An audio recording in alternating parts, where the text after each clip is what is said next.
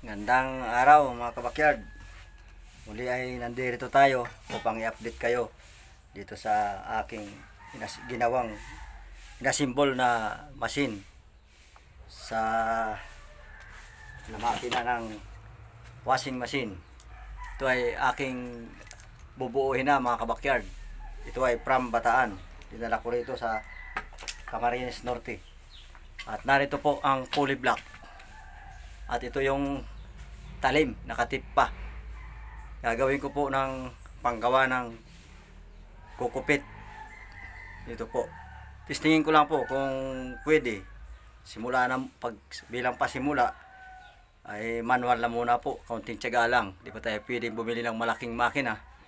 Mga kabakyard, kaya ito po. Nagagawa ako ng pinaka housing ng aking machine na panggawa ng kukupit. Pala mga kabakyard, bago tapos itong aking video, huwag po natin kalilimutang i-follow ang aking FB page. Shout out po sa inyo mga nag-follow, at sa mga hindi pa nagpa-follow, shout out din.